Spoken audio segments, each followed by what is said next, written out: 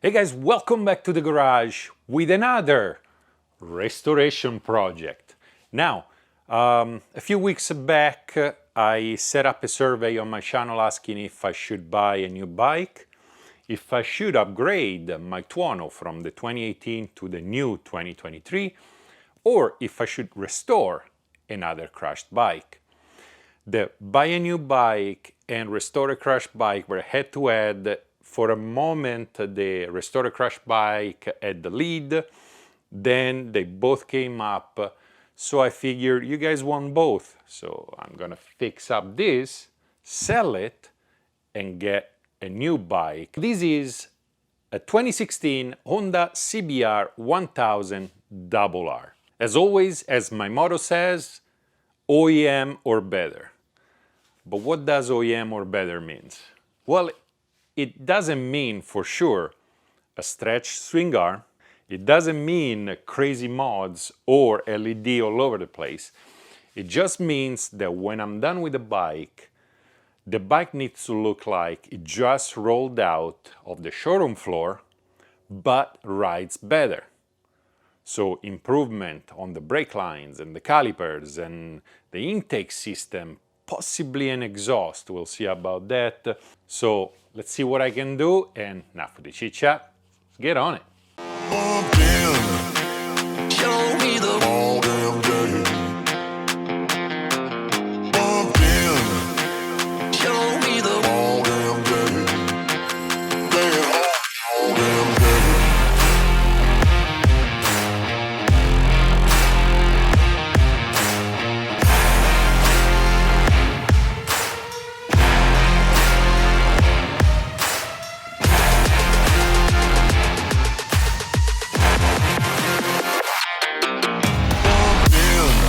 What happened to this bike?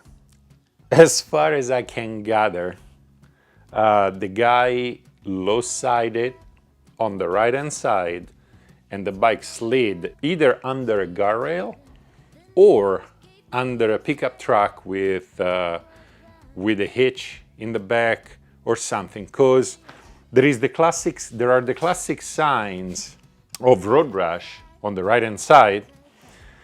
But when you go to the left-hand side, you have signs of impact, a very specific impact.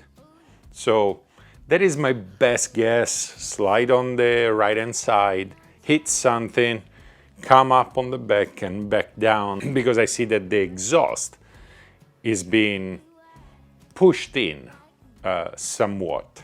The main question is, what can you expect from this rebuild? Well, the bike has about 28,000 miles. As far as I can tell, it seems like it was a commuter bike. The squared off rear tire, the fact that the rear tire is also not matching the front tire, and it's a sport touring tire, which means the guy had in mind to do a lot of miles with it. But it's still 28,000 miles, which means I'm gonna do a valve adjustment because it's probably never been done. I'm gonna change the fork oil. I'm gonna replace or bleed the fluids for the brake, obviously coolant flush. So pretty much I'm gonna treat it as if this bike had never had a single service done to it. Another beautiful thing of this year Honda is that even the tank is covered in plastic. So I can just remove the cover and put whatever color I want. And since matte black motorcycles are cool, if you are the Punisher or the Ghost Rider or a 16-year-old boy, I think motorcycles need to be fun and happy looking. So I was thinking to change the color scheme into the HRC color scheme. So just like my Africa Twin, white, red and blue. But let's start taking stuff off the bike, because most of this stuff is all broken and need to be replaced, and see what the real damage is on the bike and give it a general clean. Luckily enough, the seat is in good condition, so I won't have to reupholster the seat. The rear seat, well, it's here, but most likely I'm gonna put a cowl in the back. And easily enough, most of the plastics come out because, well, it was crashed and most of the bolts have been removed already. So some of those are actually not in bad condition. So maybe I can get rid of them on eBay and help finance the rebuild.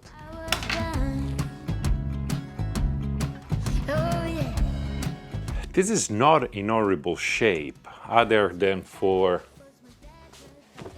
whatever this rusty thing is. I'm pretty sure he used to stick his cell phone there, but it's not perfect, so it's gotta go. All right, it turns out there is a bunch of stuff under the seat. As always, those older Hondas have a good size compartment under the rear seat. So let's see what we got. All right, 2016 owner's manual, which is nice. I'm not sure what this is. Vehicle moving permit. If somebody knows what this is, vehicle moving permit, write it in the comments. No registration, which apparently here in California is $204. A charger plug, which seems to go all the way up front over here. A USB. All right, I get always excited when bikes come with their toolkit. Well, actually, it's just a screwdriver and it looks like an LED license plate light. All right. My auger ends, I can't quite get down there.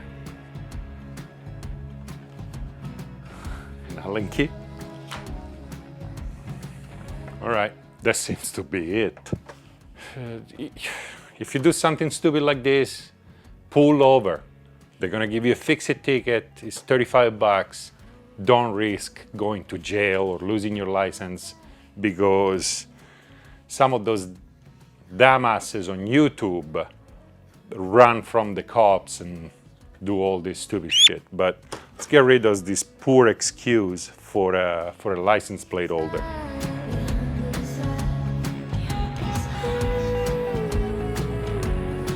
A good license plate holder from a good company will do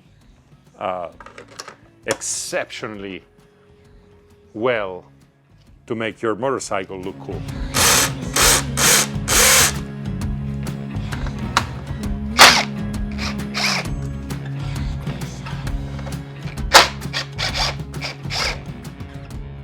The passenger handle thingy, it's gotta go.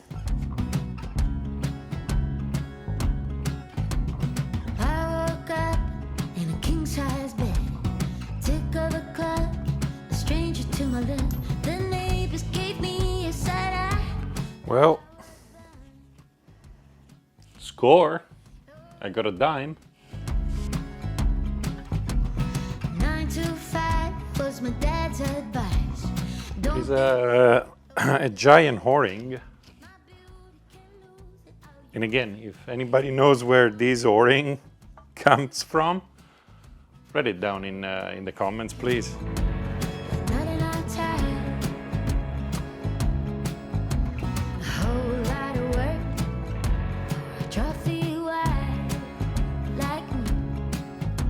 I'm gonna keep taking the broken pieces off the bike, and if anything interesting comes out, I'll let you guys know. I removed most of the stuff back here, and now I want to get rid of the fuel tank so I can get down there. Now, the Honda manual says to remove the cover, to undo those 4 bolts that hold the tank in place, 2 on this side, 2 on the other side, and remove the tank. They don't tell you what else to disconnect, or how hard is it gonna be? So I'm going to. First of all, the tank is not gonna come up. There are fuel lines, there are breather lines, there are drain lines. If you guys look, this brown thing, it's the fuel pump plug. Just squeeze and unplug, which is easier said than done because my hand don't fit. All right, and now it's time to disconnect a whole bunch of fuel lines. So first I'm gonna disconnect this one, which is a fuel drain line that goes all the way down. And then there is the fuel line over there where you pull down the cap that keeps it together. This thing over here, it just comes down. There is another plug.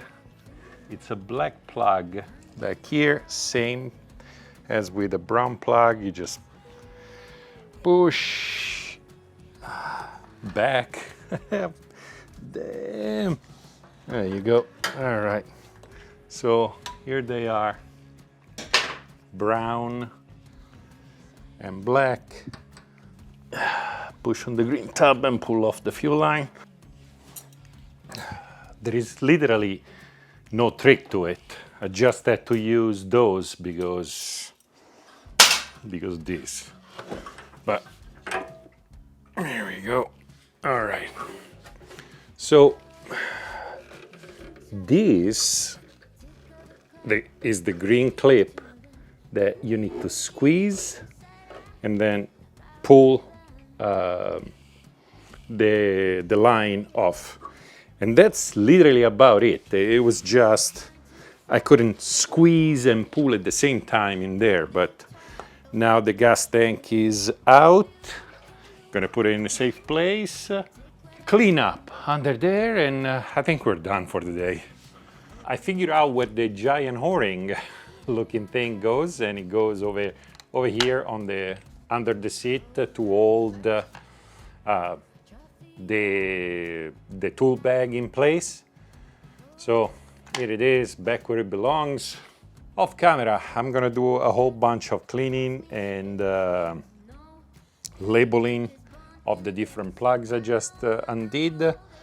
And I'm gonna get rid of the passenger pegs because no passengers on a sport bike, come on. Other than that, I hope you guys are gonna follow this build. Thank you very much to my patrons, which pretty much are single-handedly financing, kind of, the build. So thank you very much, guys. I really appreciate it. Other than that, do the usual stuff of YouTube. Dai tutti, and I'll see you next time.